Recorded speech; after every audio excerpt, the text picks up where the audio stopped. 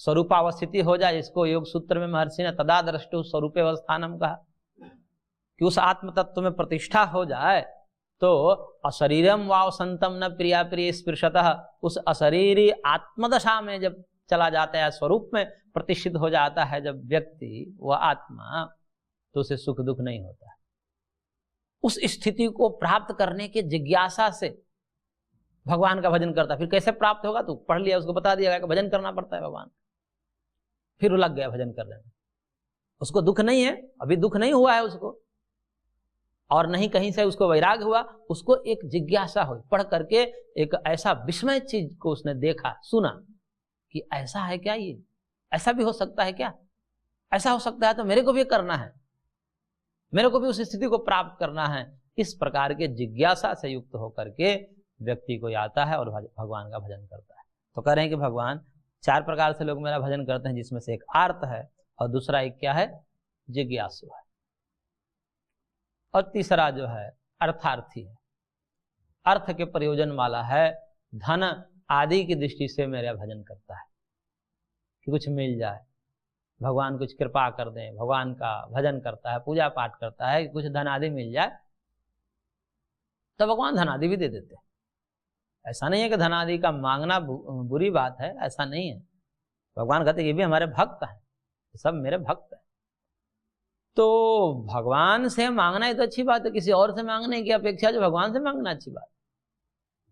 और भगवान जो है अखिल कोटि ब्रह्मांड नायक हैं, तो उनके लिए धन आदि देना कौन सी बड़ी बात, और जब चाहे तब दे सकते हैं। उनके तो प्रसन्नता का ऊपर है, तो प्रसन्न हो जाए, जब देख लेते हैं कि ये कृपा पात्र हो गया तो फिर दे देते हैं, भगवान के लिए कोई बड़ी बात नहीं।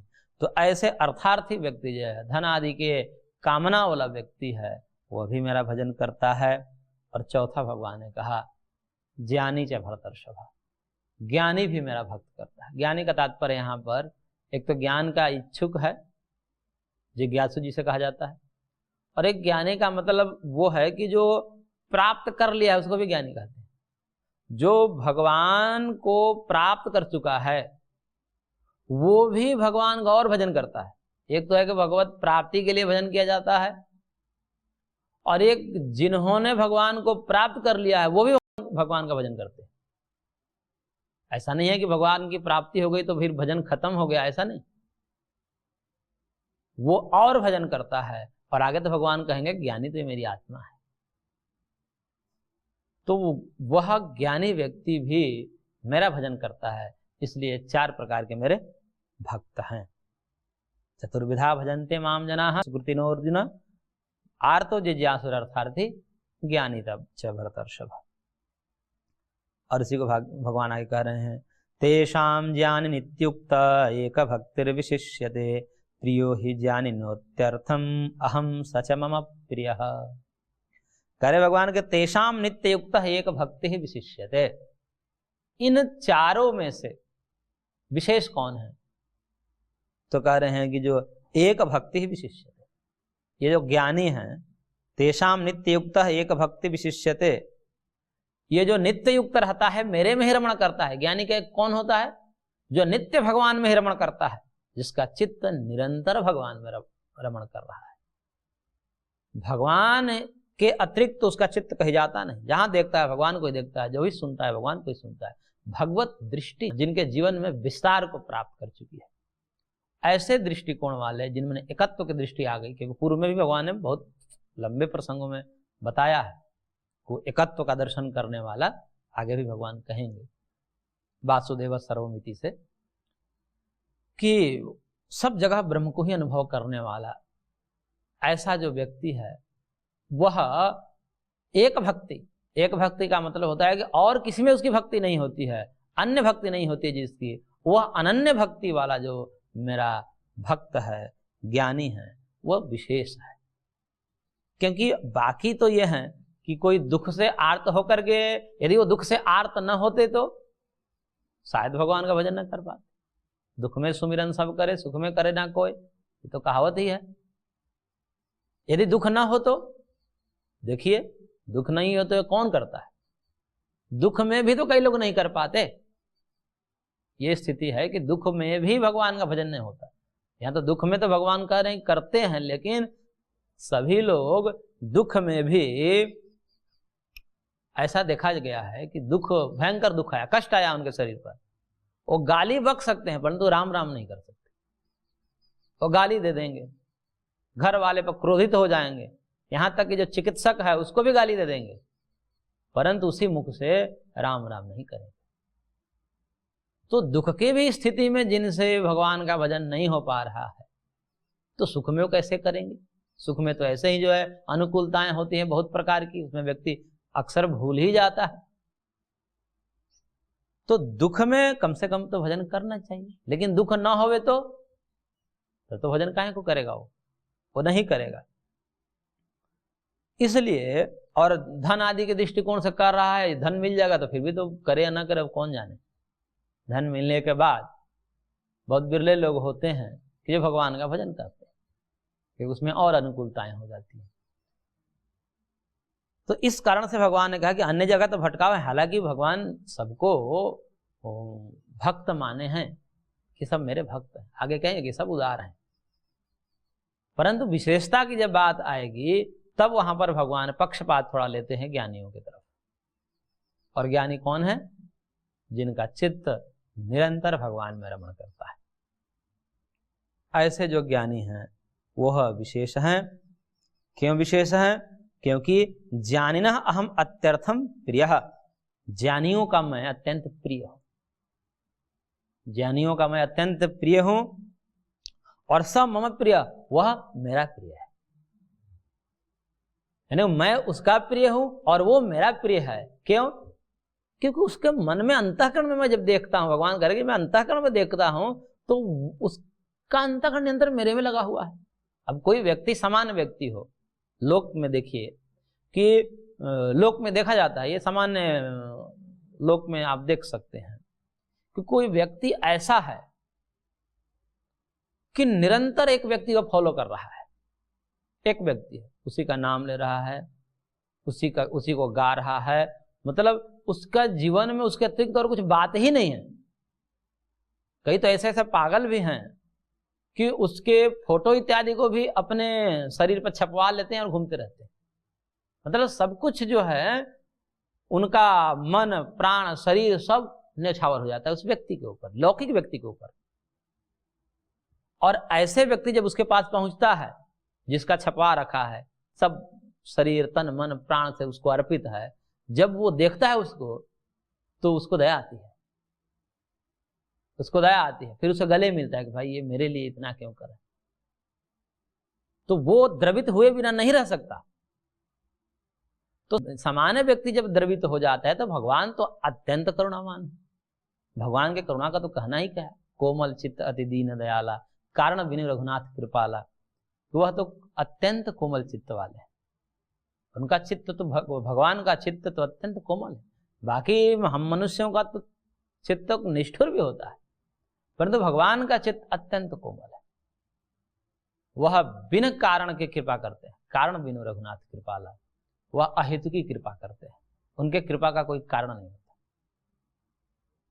क्योंकि उनके कृपा का जब कारण होने लगे ना, वो यदि बैठ जाएं, भगवान तुमने क्या किया है, वो हिसाब लगाने लगा, तो इस ब्रह्मांड का कोई एक ऐसा जीव नहीं है जो मुक्त हो पाएगा, कोई नहीं हो पाएगा, क्योंकि सबसे कोई ना कोई अपराध हुआ है।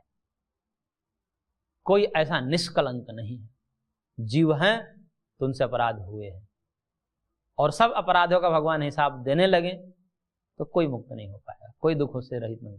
इसलिए भगवान उस सबको भूल जाते हैं। एक बार तन मन प्राण से जब समर्पित हो जाता है तो भगवान देखते हैं कि इसके मन में तो मैं बसा हुआ हूं, मेरे अतिरिक्त कुछ देख ही नहीं पा रहा है, कुछ सोच ही नहीं पा रहा है, कुछ सुन ही नहीं पा रहा है, इसका चित्त मेरे में सदैव रमण करता है। तो भगवान द्रवित हो जाते हैं और कहते हैं कि सविशिष्यते, यह विशेष है।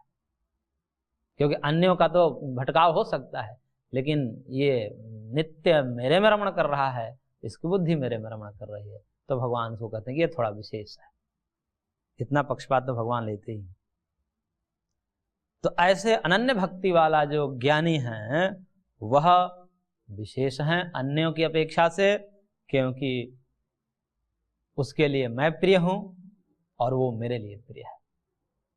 तस्याहम न प्रणश्यामि सच में प्रणश्यति, ये जो पूर्व में भगवान ने श्लोक बोले वही यहाँ पर भी है कि मैं उसके सामने प्रत्यक्ष रहता हूँ, वो मेरे सामने रहता है।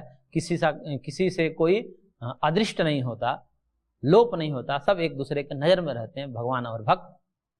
तो ऐसे ही भगवान कहते हैं कि जो अनन्य भक्ति वाला ज्ञानी है, जिनका चित्त निरंतर मेरे में रमण कर रहा है, उसके लिए मैं प्रिय हूं और मेरे लिए वो प्रिय है और वो विशेष है।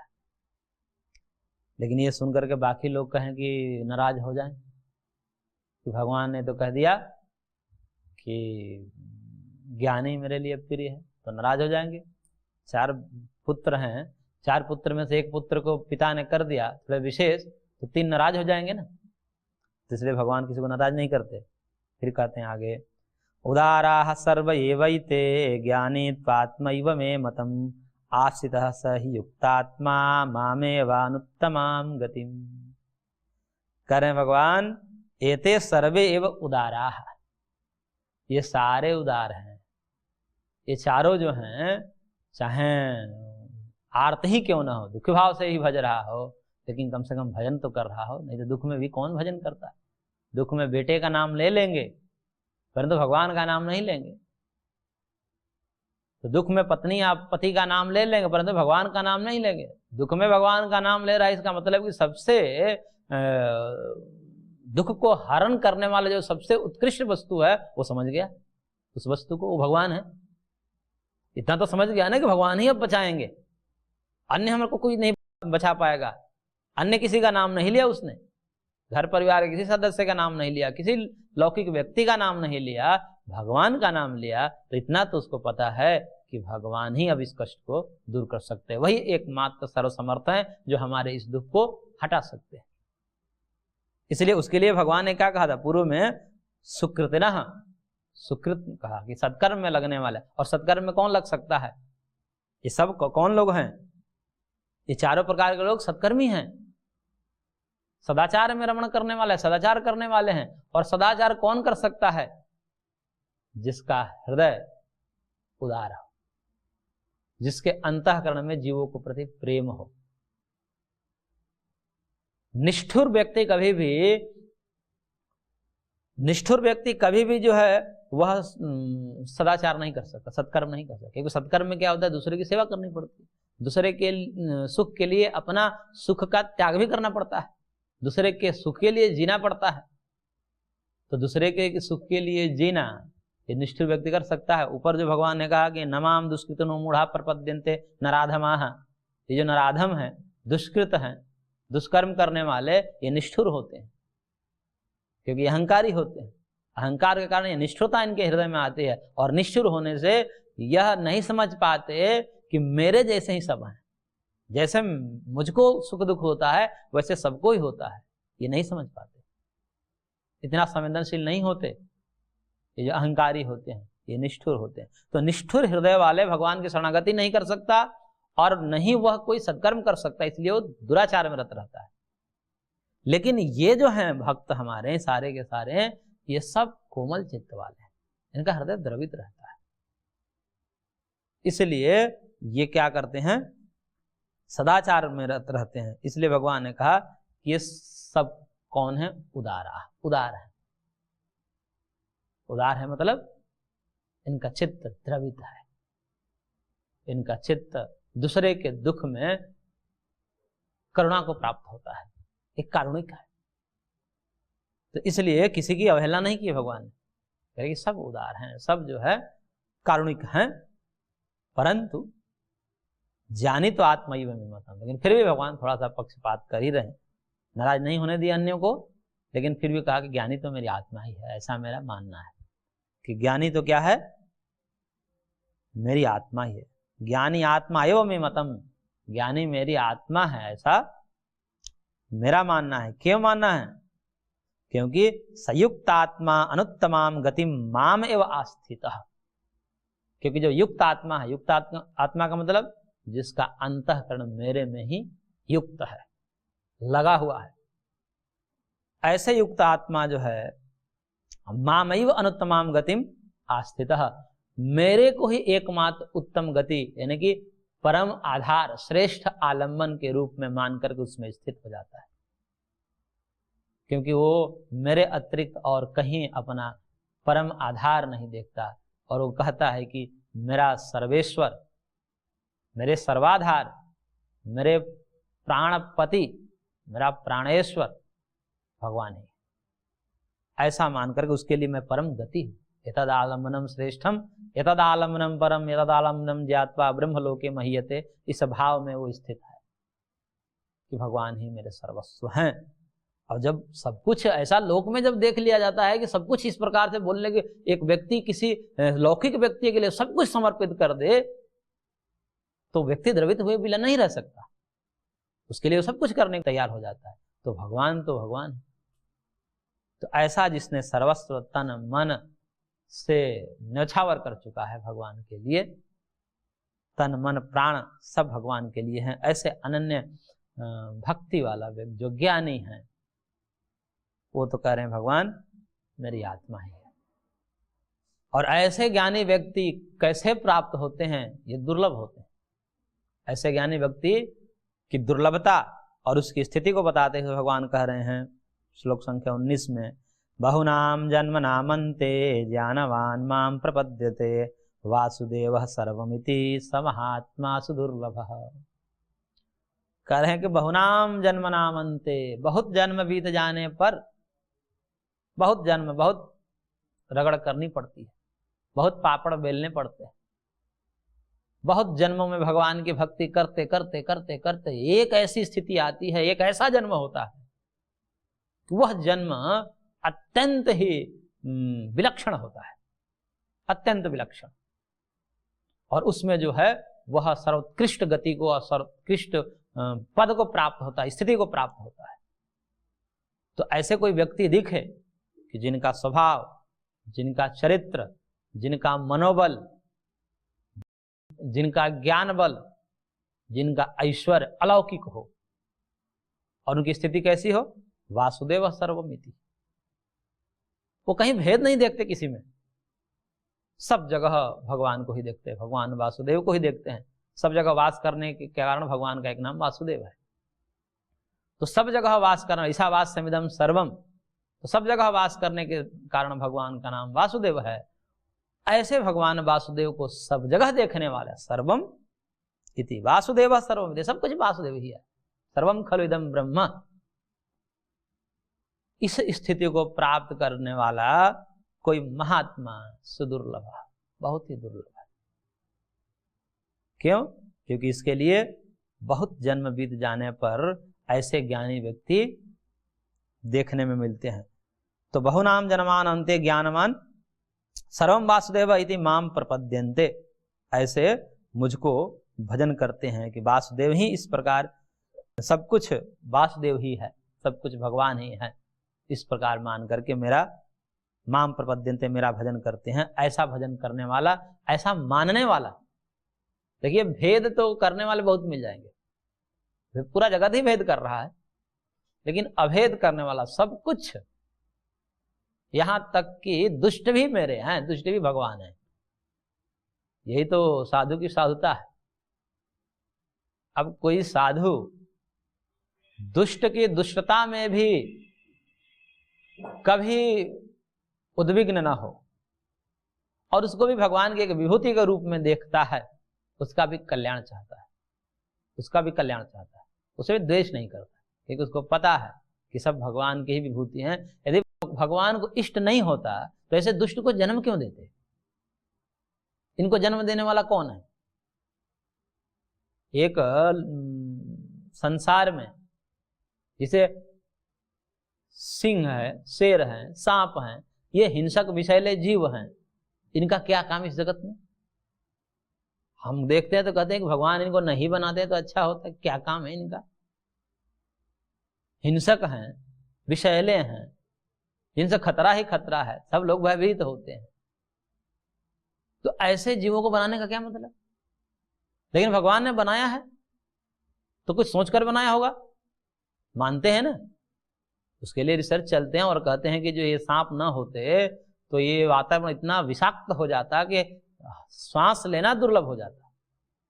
उनमें ऐसे कुछ भगवान सेंसर लगाए हुए हैं कि वातावरण से वो विष को संग्रहित करते अपने अंदर लेते, परंतु हमें पता नहीं, जब तक पता नहीं लगता तब तक लगता है कि क्या है। तो जब सांप को, बिच्छू को, हिंसक जीव को भी बनाने वाले भगवान हैं और उसको देखते हैं, उसको देखने के लिए आजकल तो जंगल सफारी करते हैं कि दिख जाए शेर, कहीं बाघ दिख जाए, आनंद मनाते हैं उन हिंसकों को देखकर। किसने बनाया? भगवान ने बनाया। तो उन हिंसक को देख करके भी जब हम आनंदित होते हैं तो इन हिंसकों को देख करके भी हम क्यों उद्विग्न हो रहे हैं? भगवान ने बनाया है तो कुछ सोचकर ही बनाया होगा, तो उसके प्रति भी द्वेष भाव न हो, मन में कोई उद्विग्न न हो, ऐसे महात्मा बड़े दुर्लभ हैं। और ऐसी स्थिति कब आती है? बहुत जन्मों के भगवत भजन करने के पश्चात, बहुत जन्मों में भगवान का कृपा पात्र बनने के पश्चात ऐसी स्थिति को प्राप्त करता है। ऐसे ज्ञानी जो है, भगवान कह रहे हैं सुदुर्लभ स महात्मा। सो महात्मा शब्द से संबोधित किया भगवान ने, वो बड़े दुर्लभ है कि जो क्या करे, सब कुछ ब्रह्ममय देखे, सब कुछ भगवतमय देखे, सब कुछ भगवान को ही देखे। भगवान में सब कुछ, दो दृष्टि है, हमने पूर्व में भी बताया था। सब में भगवान है, एक मध्यम दृष्टि है, सब में भगवान है, ये भी दृष्टि विकसित हो जाए तो बहुत बड़ी स्थिति है। और इससे भी सबसे बड़ी स्थिति है कि सब भगवान है, यह तो कोई बिरले लोग कर पाते। इसलिए भगवान कहें कि समहात्मा सुदुर्लभ। और आगे भगवान कह रहे हैं कामैस्तैस्तैहृतज्ञानाः प्रपद्यन्ते अन्य देवताः तम तम नियममास्थाय प्रकृत्या नियताः स्वया। भगवान कह रहे हैं कि तई तई कामई हृतज्ञानाः स्वया प्रकृत्या नियताः तम तम नियम आस्थाय अन्य देवताः प्रपद्यन्ते। कह रहे हैं कि मैं क्या करता हूं कि बहुत प्रकार के कामना वाले हैं इस जगत में लोग, अन्य कामना है, भिन्न भिन्न कामनाएं हैं, भिन्न भिन्न कामनाएं से युक्त होकर के क्या करते हैं, अब उनको पता नहीं है काम है। एक तो निष्काम होना, ये तो श्रेष्ठ है, परंतु निष्काम तो बिरले लोग हो पाते हैं।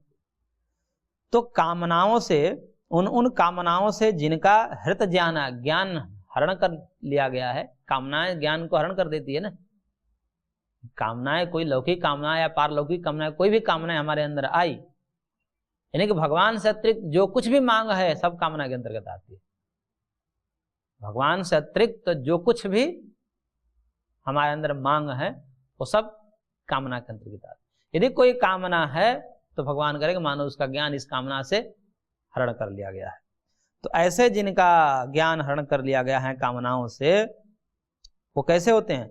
स्वया प्रकृत्या नियताः, अपने स्वभाव से वो प्रेरित होकर के तम तम नियमम आस्थाय, और अपने अपने नियम को धारण करके अन्य देवता प्रपद्यन्ते, अन्य देवी देवताओं का शरण में हो जाते हैं।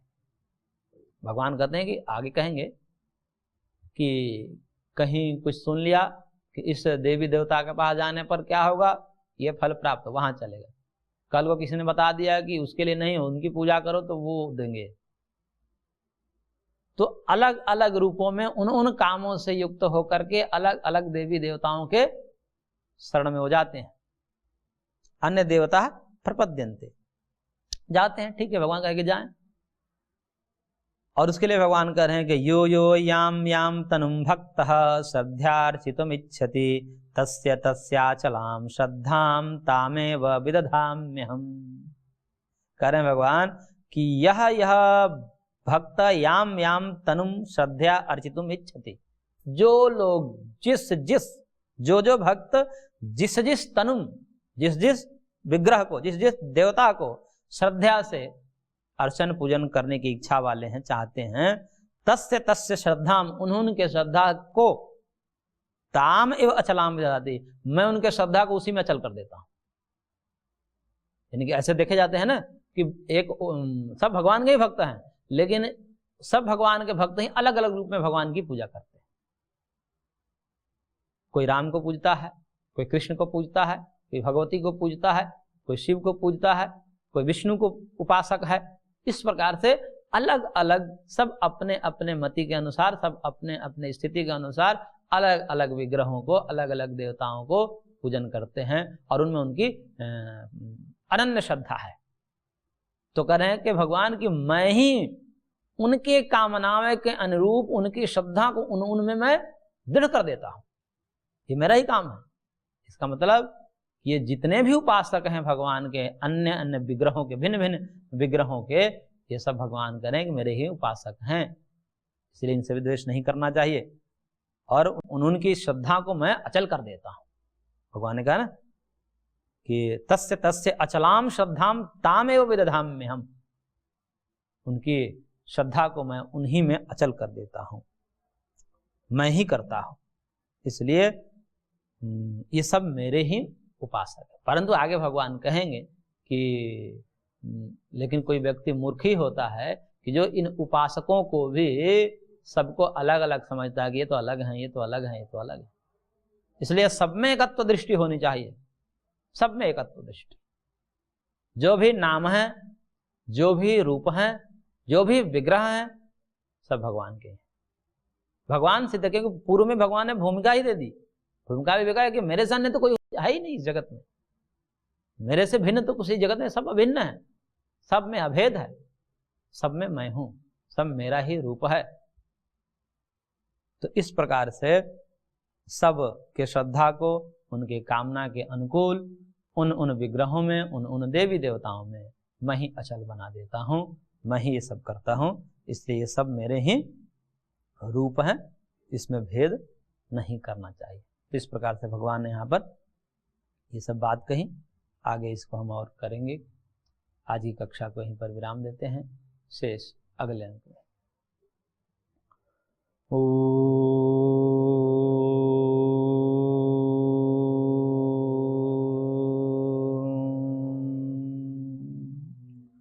शांति शांति शांति।